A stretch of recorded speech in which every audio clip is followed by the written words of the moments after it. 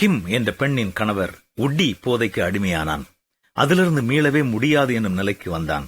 கடைசியில் தற்கொலை செய்து தன்னுடைய உயிரை மாய்த்து கொண்டான். கிம்முக்கு தேவன் மேல் கோபமாக வந்தது.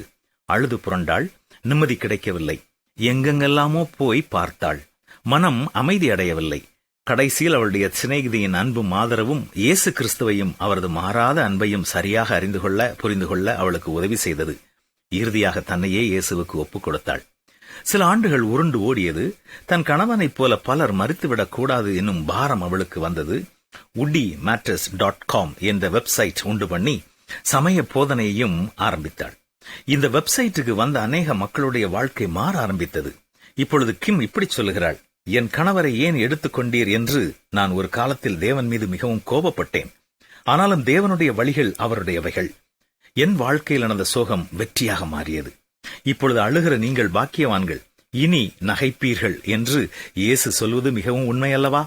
சில வேளைகளில் நாம் ஏன் தேவன் இந்த துன்பத்தை நமக்கு கொடுத்தார் என்று நினைக்கலாம். நம்முடைய ஜெபத்தை ஏன் தேவன் கேட்கவில்லை என்று நாம் சோர்ந்து போகலாம். அநேக முறை தேவன் அமைதியாக இருக்கிறார். ஏன் தெரியுமா? அந்த துன்பத்தின் மூலம் பெரிய நல்ல காரியங்கள் நடப்பதற்கு தேவன் அந்த துன்பத்தை நம்முடைய வாழ்க்கையில் அனுமதித்திருக்கிறார்.